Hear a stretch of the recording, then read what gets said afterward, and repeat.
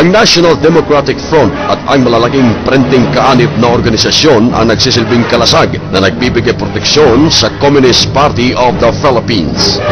Ang papel ng NDF ay ang pagpapalawag at pagpapakilos ng mga printing legal na samahan sa pamumuno ng bagong alyansang makabayan o bayan na nagsisilbing payong nito. Ito'y lumalason sa kaisipan ng mamamayan sa pamamagitan ng mga agitational at black propaganda. Ang papel ng bayan ay ang pakikipag-ugnayan at pagsuperbisa sa lahat ng mga gawain ng mga printing organisasyon ng Communist Party, kung kaya't di nakapagtataka kung bakit sabay-sabay sila kung sumigaw sa iisang issue, sa iisang lugar at panahon.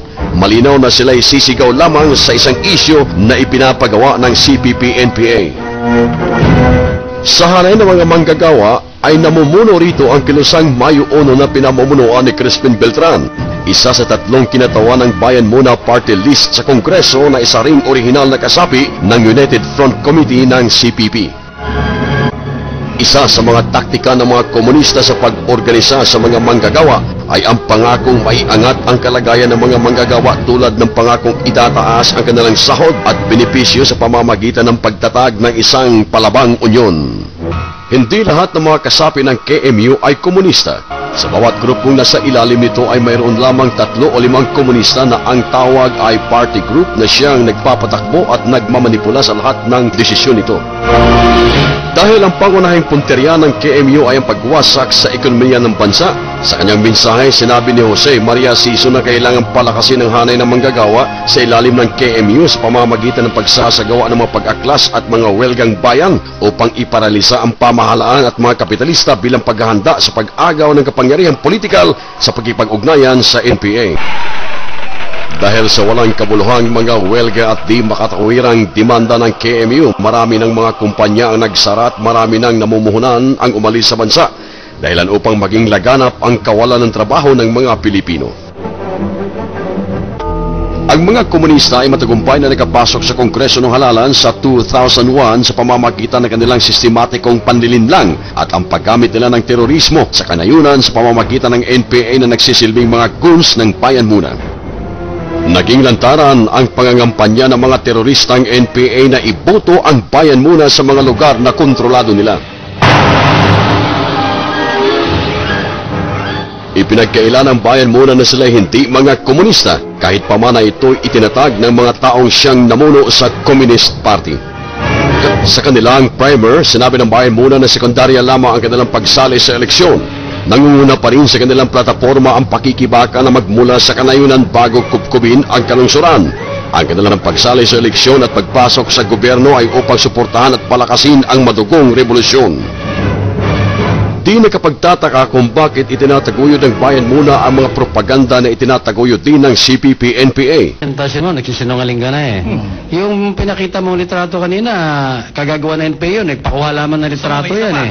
Ano yung kanina, yung una mo na. Isa pa, tandaan nyo si Father Yung una mo na eh, ibang sinasabi mo eh. Saka bigyan kita na, bigyan kita na assurance sa tele. 1987. Nangyari yan sa international media. This was reported widely. Ayan, nandito yung ano. Amnesty International. Alam namin yan ang nangyari dyan. Father Tulio Cavalli. Pabayaan mo ng salita naman to eh. Pinatay ni Manero. Sige, sabihin mo ha. Bigyan na po natin ng linaw yung isang propaganda ng CPP-NPA na dala-dala ngayon nasa harap ni Teddy Casino. Bakit? Paano Yan nyo pong alam? taong yan ay nakita pong patay, walang ulo. Kinuna ng isang photographer doon, pinahawakan doon sa isang magsasaka ng niyugan ng Santa Cruz, Davao del Sur. That was in 1987. Oh. So ang nangyayari niyan, nung lumabas sa dyaryo kinabukasan, nasyonal pa yan, nagre-react kami doon kasi I was in broadcast media before, isa ko sa mga nagre-report yan, kung bakit nagiging membro ng vigilante group, yung magsasaka na yan. So, naintindihan namin yan dahil yan ay propaganda ng CPP-NPA. Ang masaklat ito, ngayon dala-dala ni Tede Casino, yung propaganda ng CPP-NPA na yan.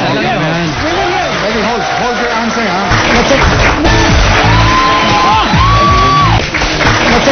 Hindi na po na-surprise sa kasinungalingan ni Tide. Kasi yung amo niya, yun ang namirwa na sinungaling si Juma Sison. Bilang mga kongresista ng Bayan Muna, mayroon na silang makukuhang pondo mula sa gobyerno para itustos sa armadong pakikibaka ng NPA o pampabagsakin ang gobyerno. Ito ang pork barrel na nagmula sa pawis ng mamamayan na naghahangad ng kapayapaan. Nagtagumpay din ng Bayan Muna na gawing mga legal chapters nito ang lahat ng mga basing gerilya ng CPP-NPA.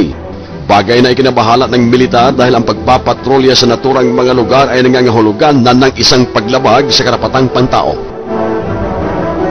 Sa ganitong kalagayan, malaya nang makapagdala ang bayan muna ng mga provisions tulad ng bala, medisina at baril para sa mga NPA sa panahon na dadalaw sila sa naturang mga base.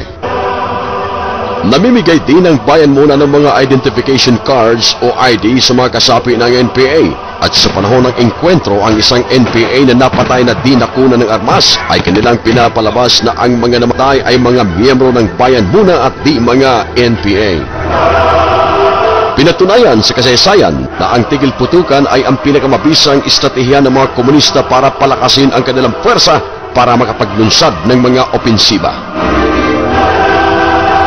Habang nakikipagkasundo ang gobyerno sa NDF sa peace talk at habang itinigil nito ang lahat ng operasyong militar, kasalukuyan namang isinagawa ng NPA ang pananalakay at pagpatay sa mamamayang Pilipino. Ito'y pagpapakita lamang na ang peace talk ay isa lamang estratehiya ng CPP-NPA. Hindi ito sincero na makamit ang kapayapaan dahil sila mismo ay hindi naniniwala ng pag-agaw sa kapangyarihang politikal ay makakamit sa mapayapang pamamaraan. Kahit si Mao Zedong ay nagsabi na ang kapayapaan ay makakamit lamang pagkatapos ng isang madugong revolusyon. Sa panahon ng ceasefire, ang mga isyong tinatalakay ay ang tungkol sa reforma sa